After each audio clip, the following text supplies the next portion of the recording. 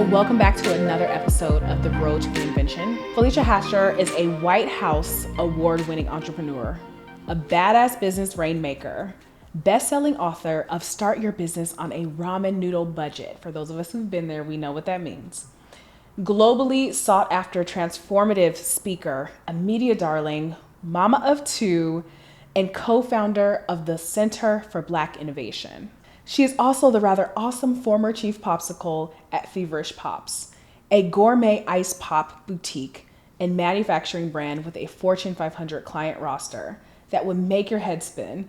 Prior to becoming an entrepreneur, Felecia was a marketing executive, working for big brands like Nintendo, Sony, Wells Fargo, McKee Foods, and the NBA. And today, Felecia serves as the CEO of Black Ambition, an initiative launched by Sherell to support Black and Latin entrepreneurs around the globe. Felecia, I feel like we've known each other for a few years in a variety of capacities. Yeah. And we're going to talk all about, of course, all of your reinventions through the years from a career standpoint. But what I love following you on social. You have these incredible videos. You speak so much about zone of genius. And I want to start there because it can be very intimidating to reinvent yourself over and over again. Oh, yeah. But it seems like you've really established this personal philosophy of like operating in your best space. Can you talk about and define what zone of genius actually looks like and what it is? Yeah, I talk about it a lot because it literally is probably one of the most transformational books for me, coming from Gay Hendricks' The Big Leap. And like that's a very specific component of it because I felt like I had gotten to a point where I was running around like a chicken with my head cut off.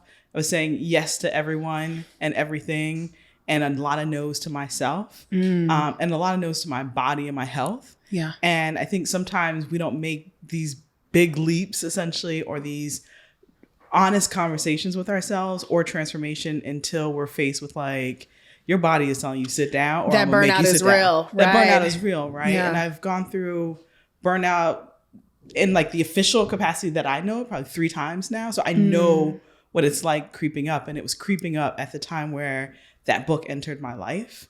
But then I was also starting to ask myself questions like, what's the next thing for you? And feeling like I was ready to move on with what I was doing and how I was doing a lot of things. And then it was also the same time where I had just had another child. And going from 1 to 2 changes everything completely, right? I can imagine. But it also forces you to ask some very deep and serious questions. And I was in the hospital for 3 weeks after I had my son. I was really sick. I almost died from internal bleeding. And so like all of those things coupled into also thinking about a career move. And like that is the impetus for why that's so important personally for me. And then I've seen what it has done for me, but I've also seen what it's done for others, right? And so we spend so much time by the time we're adults doing all these things that we have no business doing. We suck at doing these things. They're not the best use of our time. We don't get a return on our time, our energy, our talent, or the people that we put towards allocating those things. But we're people pleasers. And so we say yes to things that we should not be instead of saying like, well, what is my genius?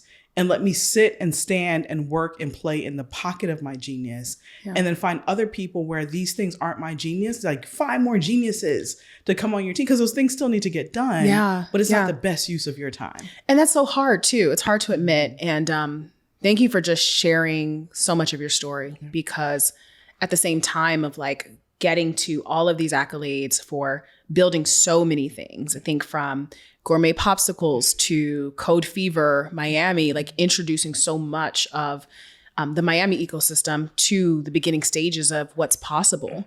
That's a big burden as a leader, building out Black Tech Week, being a wife, being a mom, being business partners with your spouse, which I can only imagine is a skill set within and of itself, right? Right. And on top of the realities of not always having access to the resources that you need. And I think a lot of times we all want to operate in our zone of genius, but we end up becoming generalists and multitaskers, especially as women, because things have to get done. And who else is going to do it if not you?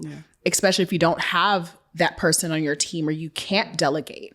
And then you start to feel stuck, and then you start to resent the very thing that maybe you felt like was your purpose at the end of the day. So maybe you can talk a little bit about that, because you also had to go through, as you mentioned, like 3 burnouts to really get to this place of, I have to fundamentally operate in my zone of genius, or like I'm not going to be here available for this work anymore. Yeah, it's what you just said, Sherell, right? It's like, I'm not going to be here. Yeah. Right. And I mean, we all have our date in which we leave this earth, but like, you could also find yourself operating in a very diminished quality of life as a result of the everyday decisions that we're making by taking on everything. Right. Yeah.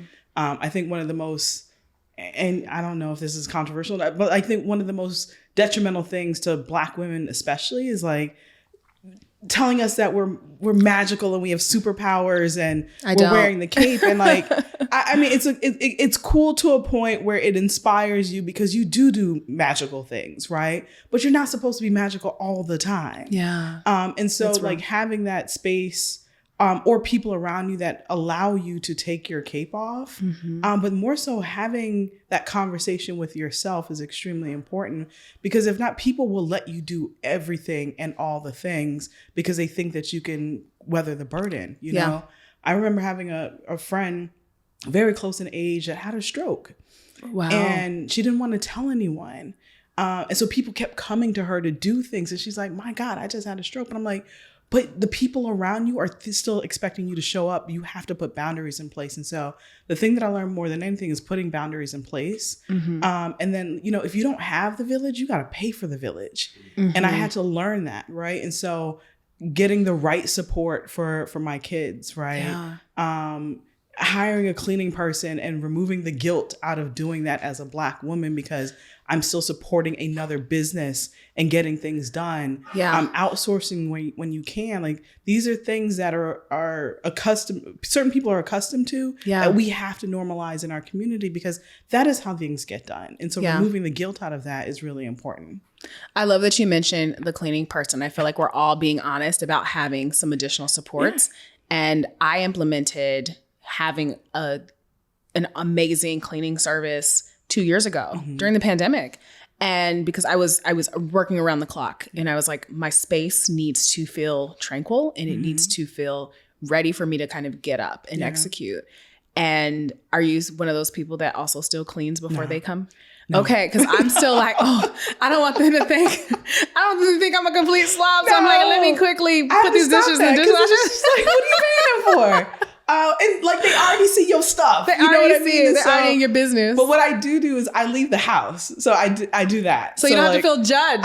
I will go on the balcony, or I will just completely leave for like those 2 hours and come back, because it still seeps in a little bit like, oh man, like she's scrubbing real hard over there, like judgment. But you know, it saved my marriage. Let me say that. Okay. Right. And it's something that Derek and I implemented a long time ago when we even couldn't really afford it. Right. Yeah. But it became a necessary, non-negotiable, like, family decision that we made, because we were arguing about things that we shouldn't have been arguing about. And it wasn't even the thing. It was just like, the place was dirty, and like, who's expecting who to clean it? Right. Right. Well, especially as a woman, right? Because you have to negotiate these like 1950s gender roles, but also like be, you know, superwoman in the world, right? That Black girl magic. And then it's like, but like, also you have to take care of the home. So I can imagine that there's like that tension and that struggle. Yeah, the tension and struggle. And then the funny thing is, I remember one day Derek was just like, I never asked you to do any of that.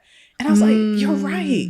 But like, who else? Like, you ain't doing it. You know what I mean? So it's like, and so like, it was a personal, like, relationship decision that also became a business decision, right? Because once we start working in the home, like, it's very hard to be creative. It's very hard to manage a team where things around you are chaotic, right? Yeah. And so like, knowing that every week we walk into like a sense of flow into our home.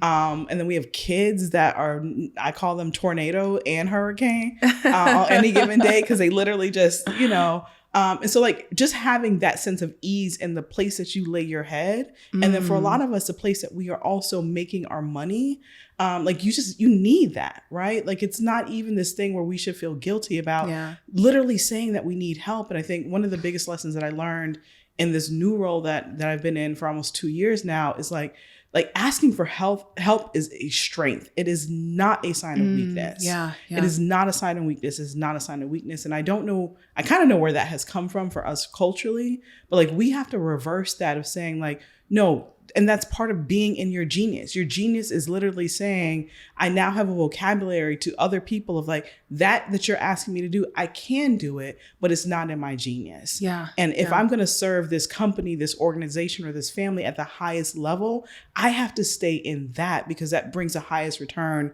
back to whatever we're doing. Anything else is actually costing us as a family or as a business if I'm dedicated, because that's not my thing. Yeah. It's someone else's thing. And oftentimes if we're hiring someone, they're going to do it much more inexpensive than what it would cost for me to do it based off of the value that I bring into the home or the organization. And so sometimes people just need that reframe. I think saying like, when you say someone like, that's not my genius, like they kind of back up like, oh, it's not, right? Oh yeah. Like, sometimes like, that's not my ministry, right? Or that's, it's not my ministry. And the opportunity cost of me doing this less efficiently, begrudgingly.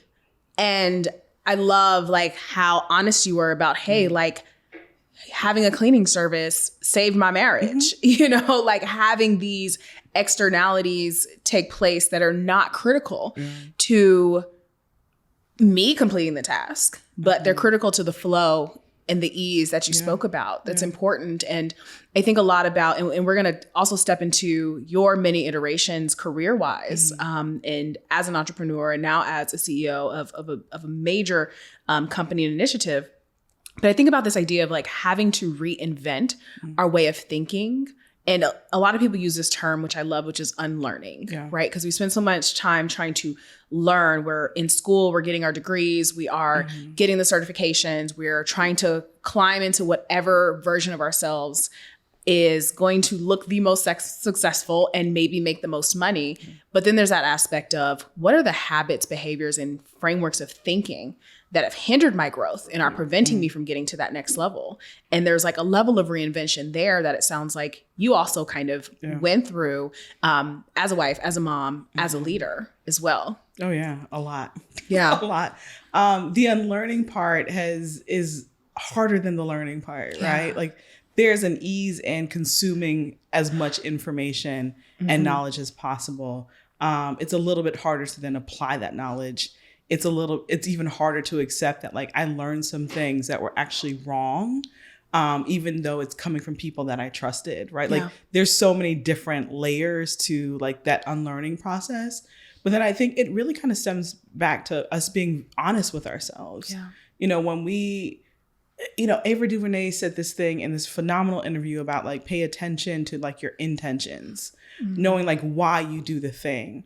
And serving whatever you're doing at the highest level, right? So she talks about Selma and not being like the first director, but I think being like either the 7th or the 13th person that was chosen to direct that movie. Wow. But then just talking about like her pure intention was to serve the work and the movie and not necessarily the accolades. Because once you get the accolades, then what?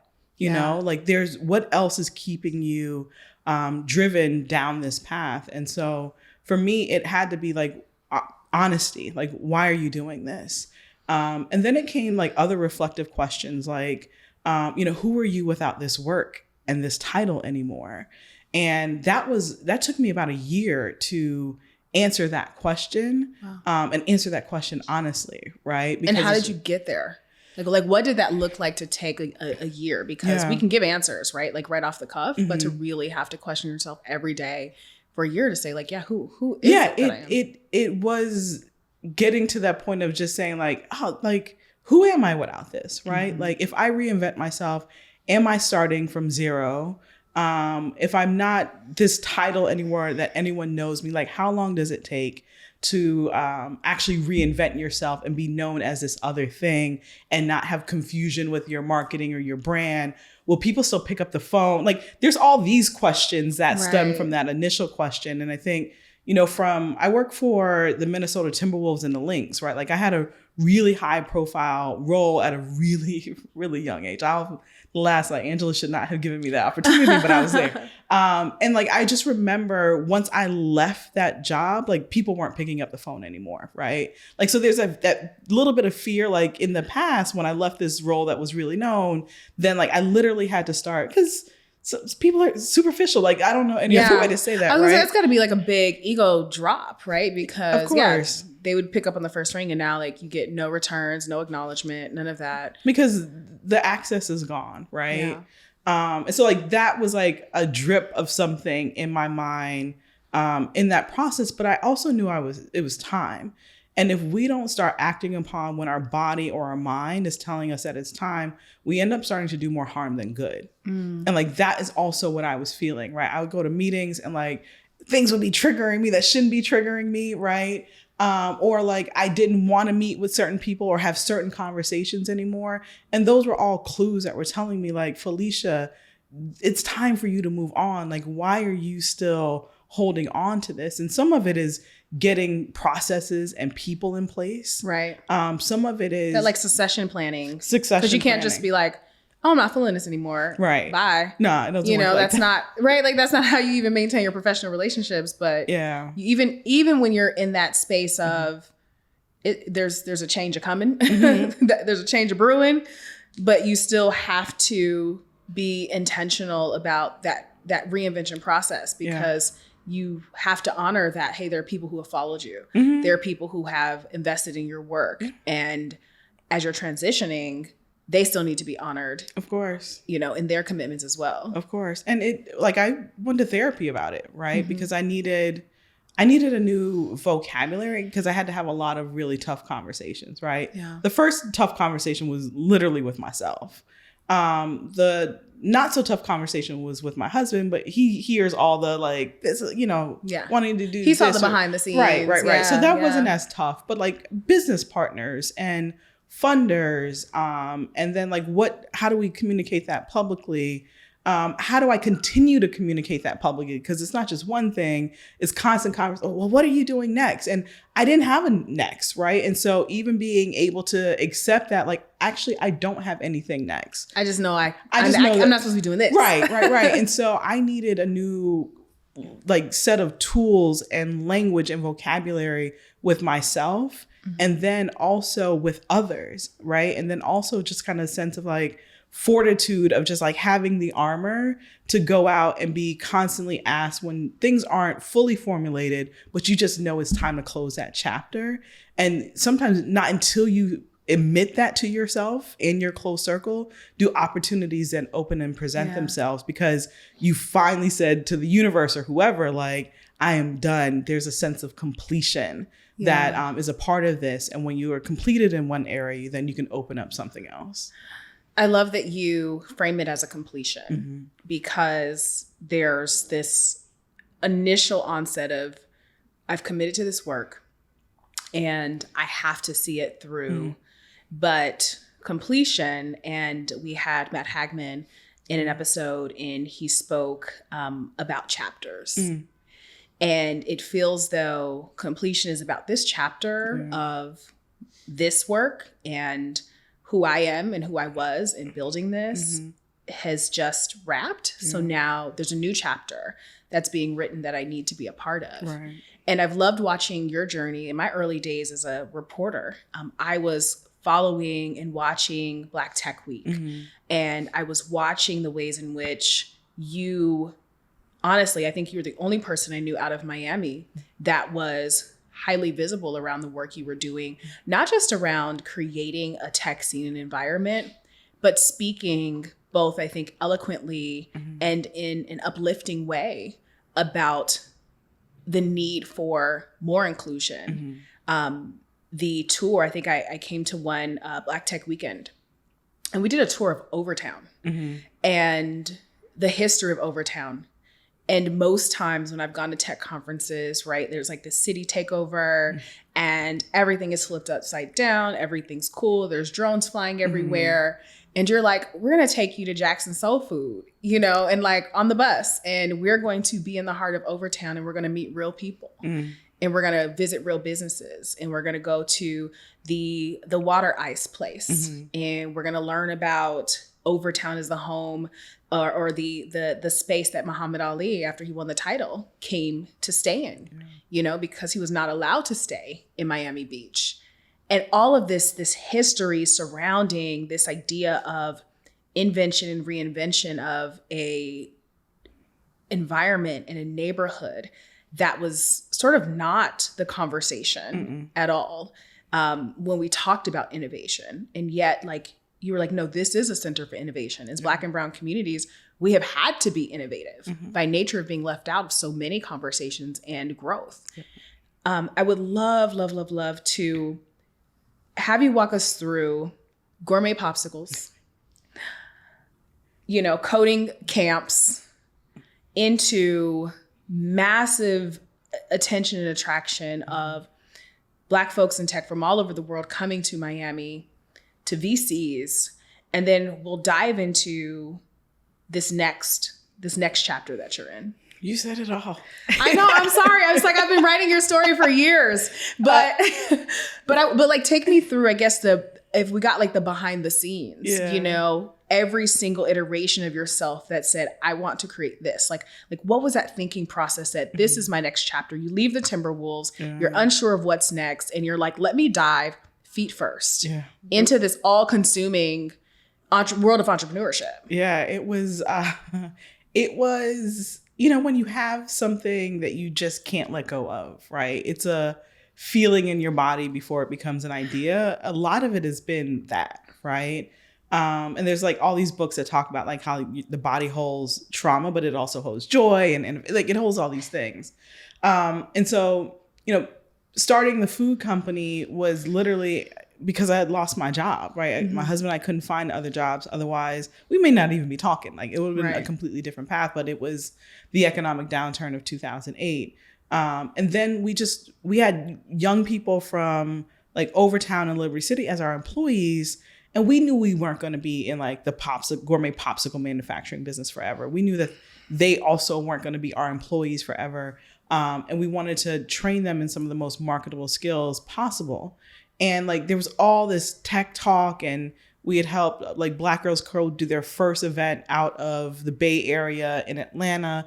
And there was all this excitement, but nobody was doing that in Miami. No one was talking about it. No one even cared. And so it was like in Echo and Green, they call it like your moment of obligation, right? When you see something much bigger than yourself and you ask like, if not me, then whom? And if you can't answer the whom and you have all the resources, like that's your moment of obligation to say, I'm either going to do something about it, or I am going to be okay seeing this problem continue to grow. And so like that kept being the thing that pulled on us. But we're like, well, we're running a whole business here that we need to keep afloat. And so like we had a bad like exit with an investor, and like my heart just kept going towards like, I want to help as many young people and our people as possible, like understand how transformational technology can actually be in our community. And those early days were hard because people would literally look at me like I had 3 eyeballs. Like, what are you talking about? This isn't important right now. We have all these other things like crime and housing. I'm like, yes, they are important, but they are affected by this. And you have to understand that. And so like those conversations were really hard. But then like, everything that we built literally came out of that need to like support our employees and their friends and try and get them to understand and get them into roles in that space. And so, and then it built upon that, right? Like sometimes, you know, my mentor says like, when you solve one problem, you actually create 9 or 10 more problems because like, hey, once you tell people like, hey, they should get into tech, now they need to know where the jobs are, what they should do in their schools, what their parents should be doing, what the community is doing to support, right? So like once you get them excited, then there's all these other things that need to be there to fully support someone so that their trajectory actually leads to something of impact for them and ultimately impacting the community. And so like that's where Code Fever came from. And then training kids, you can't just train kids and then there's no opportunities here. And so like Black Tech Week had to be created in order to be able to support the young people and then entrepreneurs. Cause like, hey, if we can train and equip entrepreneurs that are Black then we can make sure that like they become the first hiring partners. All right, well, once you start supporting entrepreneurs, they need funding, right? So like it was this kind of snowball of things that needed to be created, and then building the center in Overtown was like, they need a space, and we need a nucleus of innovation because it already exists in our communities. We know that. We've seen it for generations. The respect is not there. The money definitely is not there, but it's never been for like a lack of ideas. It's been for like packaging it in a way that is respected and understood and like funded at the highest level. And that is like been the work for those 7 or 8 years. What I think is fascinating is you go into all of these chapters with a sense of obligation. Yeah.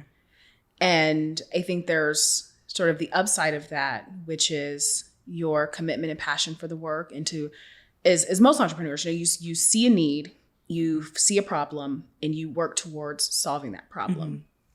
And I'd love to understand like what kept you saying, if we build entrepreneurs, we've got to build funding, and going beyond that. And then I want to come back and talk about, while that sense of obligation can be such a powerful and empowering thing, it can also become a burden as well. I almost feel like I have to start there because there are days, right, or weeks or months or years where you're just like, why is this like my thing, or why can't I shake this thing? Because I could go on and do something completely different, or channel the energy, or like just when you deal with the BS of it, you're just like, but it's conversations with elders and sitting at their feet are so important because they always put things in perspective as to like why you shouldn't shake it, right? Or why you shouldn't quit. Mentor Myron talks about like quitting in the middle of your assignment, right? And understanding like disruption always follows your best intention. And if you do not realize that, you'll quit in the middle of your assignment. And so I've had many moments where I felt like quitting in the beginning, middle, and towards the end of the assignment, right? I feel like that sometimes where you're just like, I don't need any of this. I can go live in Costa Rica in the mountains, never to be seen or heard from again. Right. Make some change on the internet and like be good and not have any of this. And it's it's the calling there. I don't even know if obligation is the right word, but it's just always been like the dream has been bigger than me, right? It's always been that. And I would be lying if I said, there were times where I felt like I did not want that to be my dream or my calling or this thing that I was drawn to, because it's exhausting, right? It's exhausting. Pitching to people who don't look like you and telling them that they should care about our people and give them, like, that's exhausting. Yeah. And there's so many other ways or pathways to go down that are less exhausting and less taxing on the body. But, when you have the resources, you have an understanding, you gotta champion for our people, right? And if you have a certain way of being able to do that where people listen, then like you do a disservice by not doing that and standing in that, right? I think understanding how that has to shift over the years has been the lesson that I've had to learn in that. And I think is a lesson for everyone. And then also I think removing the burden that Black people are supposed to do every aspect of that as well. And so there's a certain part that you're good at, do that and be fine with that, right? I think that's sometimes an obligation that we put on ourselves, and that's the world does that to us too, right? And you end up being ineffective because you're trying to do all the things. And like that was a lesson that we had to learn with Black Tech Week. It's a lesson that we had to learn with CFBI. I think it's a lesson that CFBI is still learning. It's just like you can be like, this is your lane, right? And if you do all the things or try to do all the things for everyone because you can, but that's not the best utilization of your time or your gift. That's a hard lesson to learn in that process. And I was going to ask as well, as these iterations, took shape, Black Tech Week and the Center for Black Innovation, which you referenced earlier, the going back to that zone of genius, for each new level, do you feel that that zone of genius, whether you had that language or not, whether you had read the book or understood your own genius, through each iteration, did you feel like you were starting to implement more boundaries, starting to respond a little bit differently to protect whether it's your, what we call your mental health, your wellness, your time as a mom, as a wife, all of those kinds of things. Because the beginning, you're just trying to survive, right? And then kind of each level potentially teaches you a little bit more about yourself. I'm curious what that journey was like for you. Hell yeah. Yeah, I mean, it required setting up like big boundaries, and not like electric fence boundaries, but like, you know, I had to learn to tell people like, actually, I can't do that, or I don't know how to do that. Yeah. And freeing myself to say that, right? And I'm in meetings oftentimes where I'm with people. I'm like, I know you don't know how to do this. Why are you saying you know how to do this? Why are you saying right? yes? And some of that is a little bit of a scarcity mindset. So like moving it past from that, but I had to learn how to set extremely healthy boundaries. Yeah. And I'm still learning how to do that, right? I think it's an iterative process that you don't fully learn like, you know, absolutely no, nothing. But I also learned a really good lesson from my husband because he's a no person first.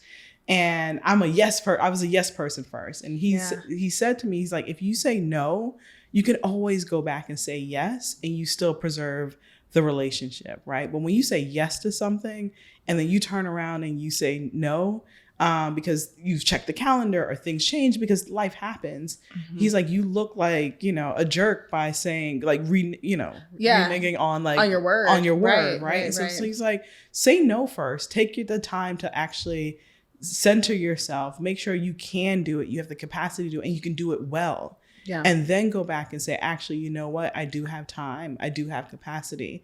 And that's from a personal standpoint. That's also from a business standpoint, right? Mm-hmm. Because, you know, you can get to this point where you have an abundance of opportunities, an abundance of things coming at you.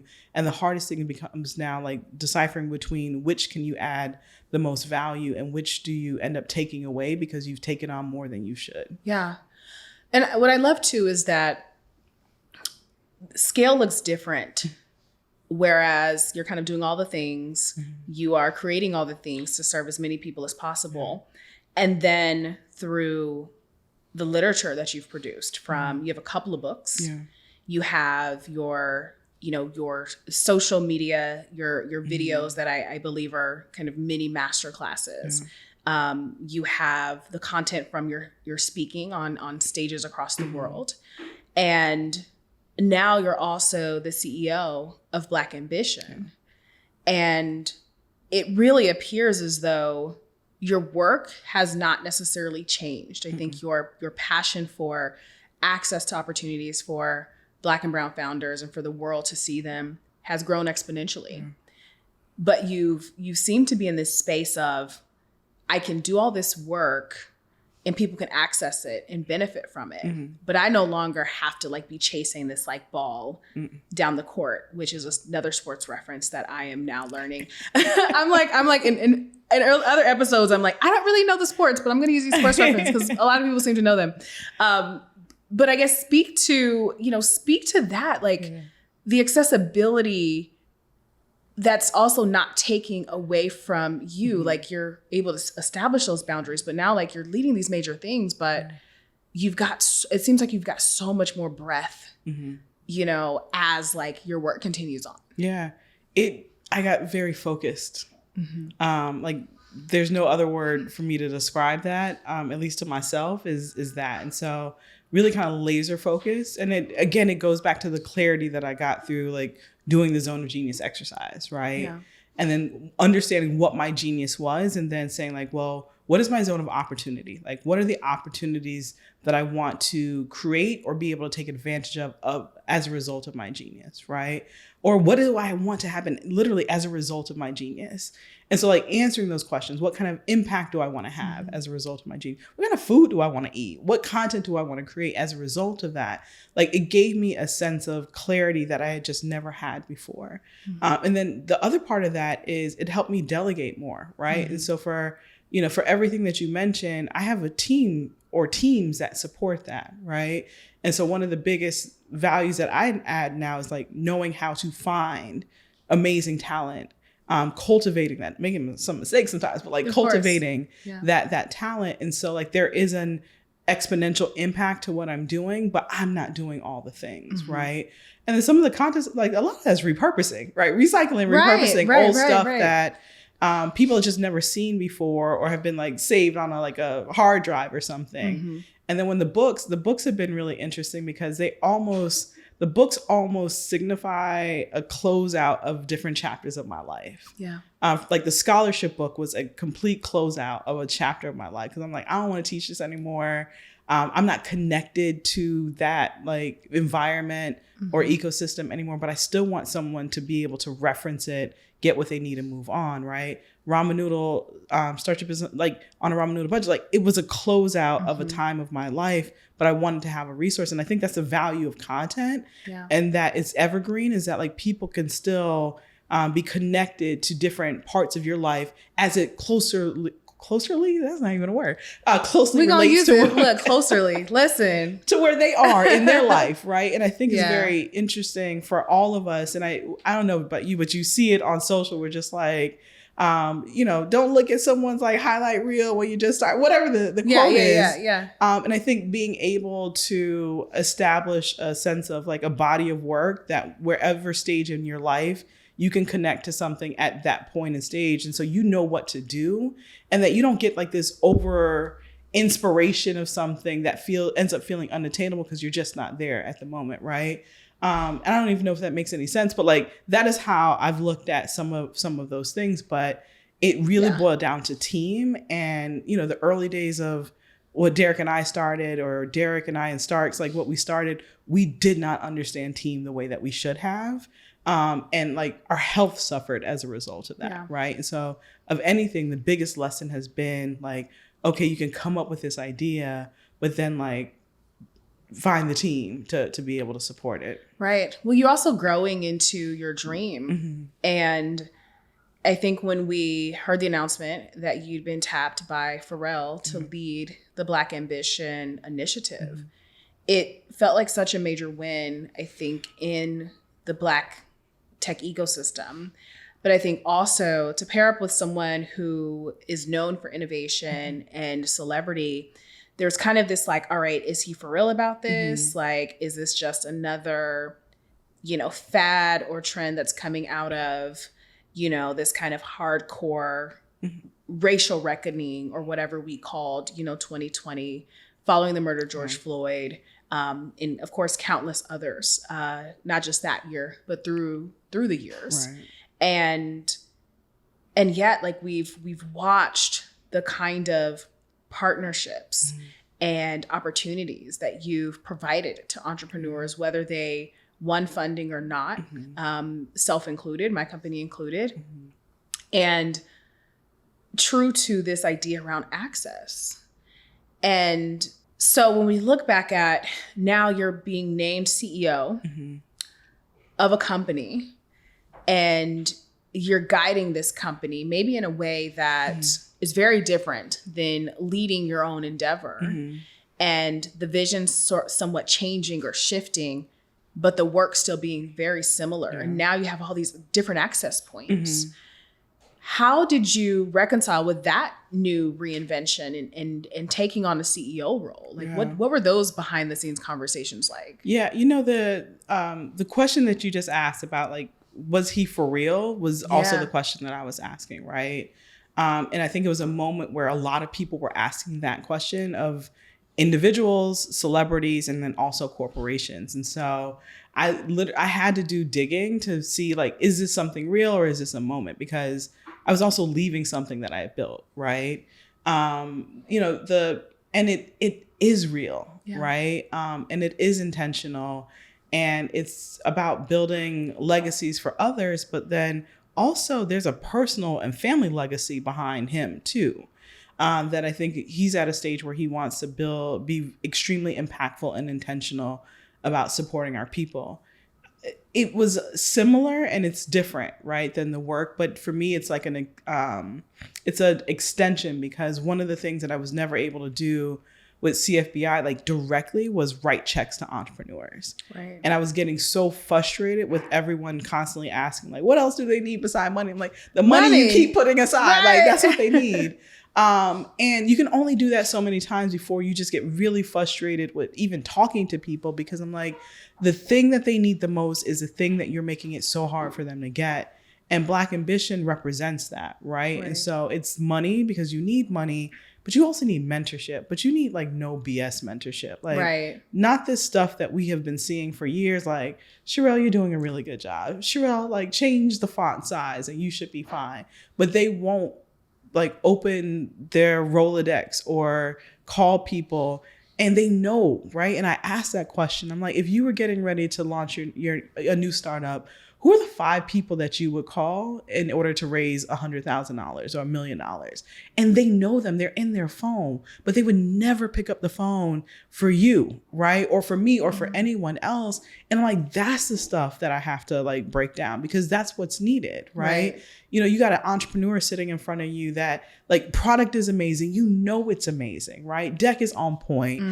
Their leadership is on point. All they need is for like, you know, a Target or Walmart or whatever to stop for a phone call. And you have the buyer's phone number in your phone. Like, I know it because you bragged about it. Right. And so there has become this weird sense of people have become really comfortable wasting the time of Black people. Yeah. It's like bootstraps until it's you, then it's the phone call, then it's the lunch. And it's detrimental because, you know, in business, we talk about like time is money, but time is not money. Money can be replaced. Like it can be printed.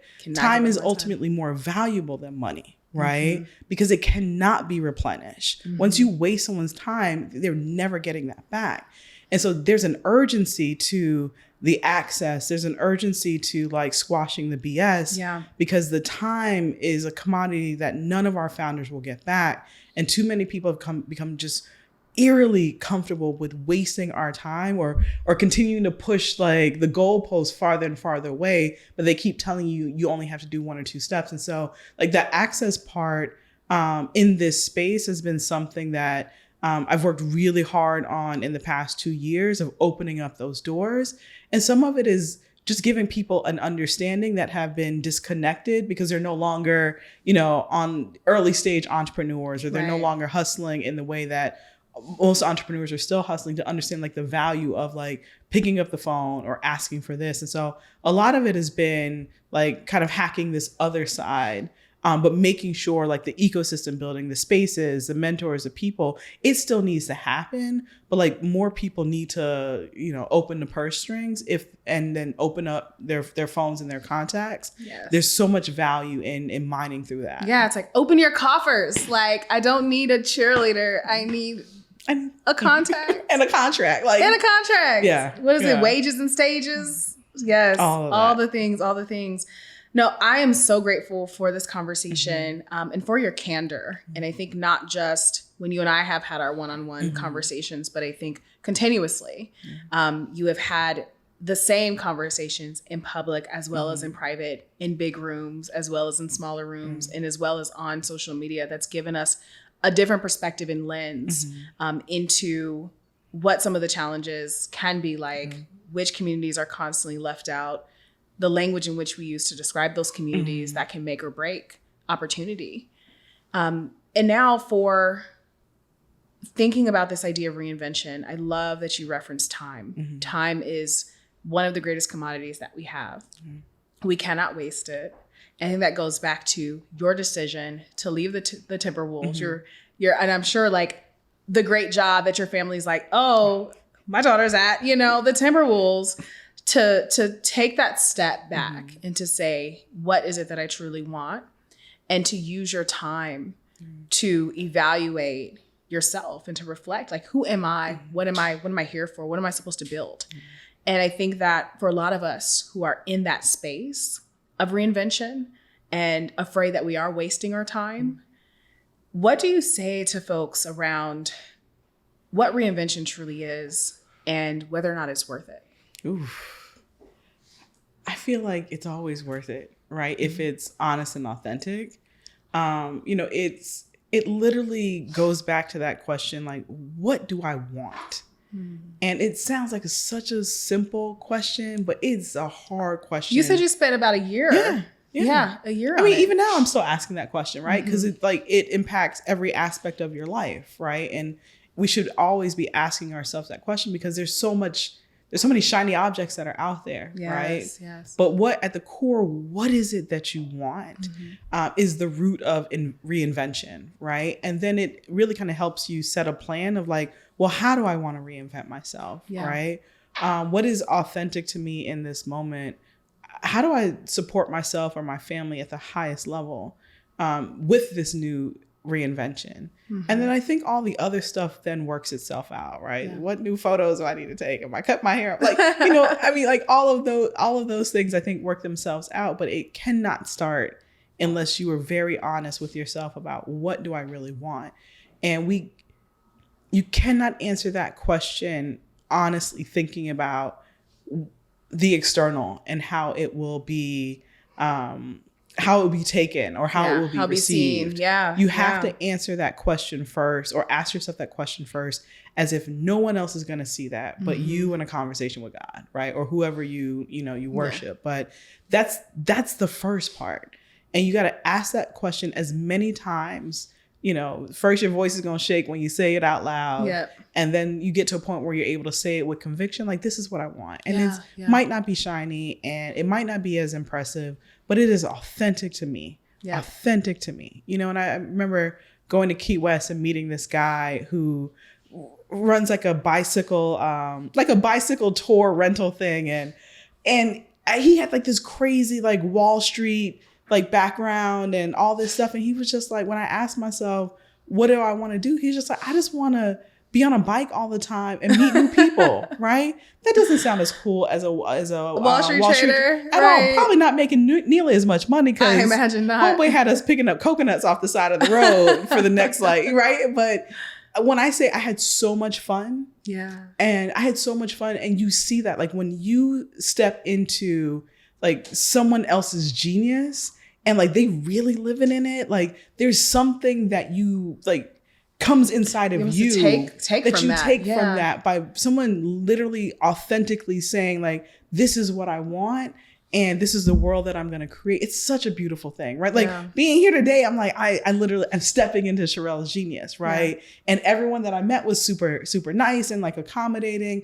And that tells you something about the person, the journey that they're currently in or on, the position that they're in and what they're trying to build and put out into the world. And like that all goes back to like genius for me, right? But it also goes back to literally saying, this is what I want in this moment and this is what I want moving forward. And you feel that environment when other people create it and they allow you to step into it. I love that. The biggest question being, what do you want? And allowing yourself the time and the space to define that. And knowing that you will go through several inventions of yourself and iterations of yourself. And you're going to constantly be asking that question to stay in alignment. Oh, Felecia, as always, thank you. Thank you for all the things, all the things, all the time.